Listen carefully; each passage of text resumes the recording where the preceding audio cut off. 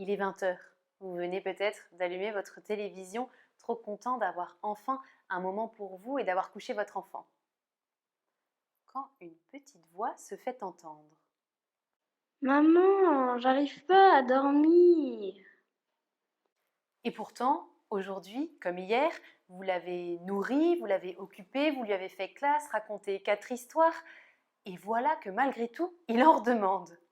Trop, c'est trop. Vous l'aurez compris, chers parents, aujourd'hui, c'est de limites dont nous allons parler. Et nous allons voir combien, en période de confinement particulièrement, elles sont indispensables. Alors, pourquoi mettre des limites? D'abord, pour survivre. Vous avez besoin, chers parents, d'avoir un peu de temps et d'espace pour vous. Or, cela est impossible sans mettre de limites à votre enfant. D'autant qu'en ce moment, il n'a jamais eu autant d'occasions de vous solliciter. La bonne nouvelle, c'est que votre enfant, pour bien grandir, a besoin de se construire et de se structurer au travers de ses limites. C'est une étape fondatrice de son développement psychologique et affectif. Faire preuve de fermeté à son égard, c'est savoir lui dire non et ainsi lui procurer un cadre sécurisant et rassurant. En effet, si votre enfant s'aperçoit qu'en faisant une crise, il peut atteindre son objectif, alors, d'une part, l'absence de limite posée à sa toute-puissance l'angoisse.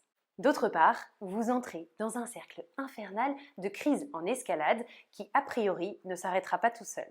C'est donc avec vous que votre enfant doit vivre l'expérience de la frustration, c'est-à-dire apprendre à renoncer à la satisfaction immédiate de tous ses désirs.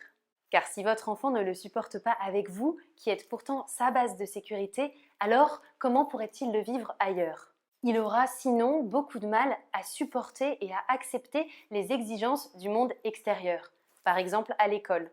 Il découvrira par ailleurs les conflits dans l'incompréhension et dans la douleur.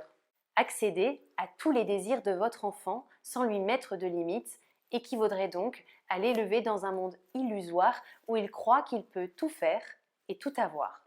En revanche, attention, il ne s'agit pas pour autant de lui dire non à tout et d'exiger de sa part une obéissance absolue et immédiate.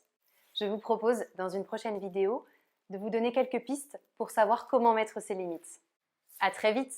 En attendant, courage et confiance.